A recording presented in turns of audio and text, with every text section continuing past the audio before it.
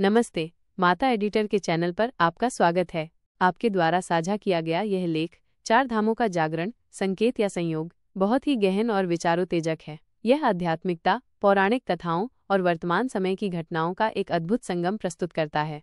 चार धामों का जागरण, संकेत या संयोग। आपके लेख की शुरुआती पंक्तियां, जिसमें चार धामों से जुड़े प्राकृतिक परिवर्तनों का काव्यात्मक वर्णन है, पाठक का ध्यान तुरंत खींच लेती हैं। यह एक रहस्यमयी और चिंतनशील माहौल बनाती है। मुख्य वृत्तांत। लेख में इस बात पर जोर दिया गया है कि चार धामों बद्रीनाथ, द्वारका, जगन्नाथपुरी, रामेश्वरम में हो रहे बदलाव केवल वैज्ञानिक संयोग नहीं बल्कि एक चेतावनी है। बद्रीनाथ में बर्फ का पिघलना केवल ग्लोबल वार्मिंग नहीं बल्कि हिमालय की आत्मा का कंपन है। द्वारका में बढ़ती लहरें सृष्टि के उस युगांतकारी समय की दस्तक हैं जब जल सब कुछ समा लेता है। पुरी में पक्षियों की चिल्लाहट प्रकृति के दूतों द्वारा जगन्नाथ को जगाने का संकेत है। रामेश्वरम में जलस्तर का बढ़ना और हवाओं में बदलाव दर्शाता है कि अब दक्षिण दिशा भी मौन नहीं है। इन सभी घटनाओं को जोड़कर लेख यह निष्कर्ष निकालता है कि चारों धाम जाग चुके हैं, जो एक शक्तिशाली और गहरा संदेश देता है। पुराणों की भविष्यवाणी और वर्तमान की झलक। यह खंड प्राचीन ग्रंथों की भविष्यवाणियों को वर्तमान समय की परिस्थितियों से जोड़ता है, जिससे लेख का आधार और मजबूत होता है। मुख्य वृत्तांत। लेख खूबसूरती से दर्शाता है कि कैसे ग्रंथों की वाणी वर्तमान से टकराने लगी है।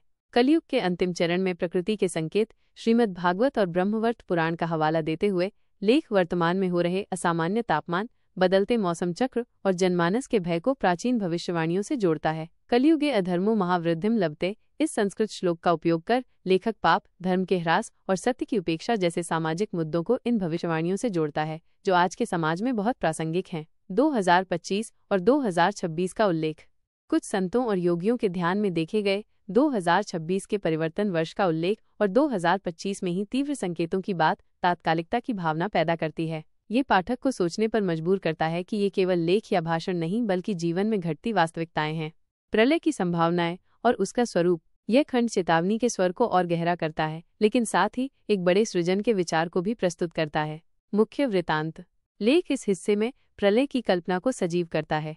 विनाश के दृश्य, धरती के हिलने, शहरों के उजड़ने, समुद्र द्वारा नगरों को निगलने और आकाश से अग्नि वर्षा जैसे भयावह दृश्यों का वर्णन ऋषियों मुनियों के ध्यान में देखे दृश्य के रूप में किया गया है। यह इन दृश्यों को केवल कल्पना से हटाकर एक आध्यात्मिक सच्चाई का रूप देता है। चेतावनी, डराने के लिए नहीं। यह महत्वपूर्ण है कि लेखक स्पष्ट करता है कि ये दृश्य डराने के लिए नहीं बल्कि चेताने के लिए हैं। यह विनाश को एक अंत के बजाय सृजन की भूमिका के रूप में देखता है, जहाँ अगला युग जन्म लेता है। धर्म और अधर्म का युद्ध। लेखक बताता है कि यह युद्ध अब केवल शास्त्रों तक सीमित नहीं है बल्कि हमारे जीवन में उतर चुका है, जो पाठक को व्यक्तिगत जिम्मेदारी का एहसास दिलाता है। नया युग, नया संकल्प, सतयुग की ओर।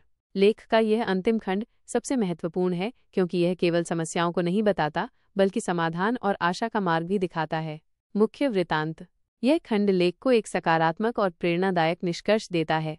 2025 आत्मजागरण का समय। लेखक 2025 को विनाश का वर्ष नहीं बल्कि आत्मजागरण का अवसर बताता है, जो नकारात्मकता को आशा में बदल देता है। सामूहिक चेतना की शक्ति। करोड़ों लोगों द्वारा प्रार्थना और भगवान के नाम जप की बात कहकर लेखक सामूहिक चेतना की शक्ति पर जोर देता है, जो प्रलय की तीव्रता को भी शांत कर सकती है। व्यक्तिगत संकल्प। लोभ, मोह, क्रोध और घृणा को छोड़ने तथा जीवन को सेवा, सादगी और साधना की ओर मोड़ने का आह्वान व्यक्तिगत परिवर्तन पर जोर देता है। सकारात्मक कार्य। वृक्षारोपण, जीवों की रक्षा, भूखे को भोजन देना और सबसे बड़ा यज्ञ, अपने अंदर की चेतना को जगाना जैसे व्यावहारिक कदम सुझाए गए हैं। यही वो दीप होगा जो अंधकार के साम्राज्य को समाप्त करेगा और एक नए सतयुग का स्वागत करेगा।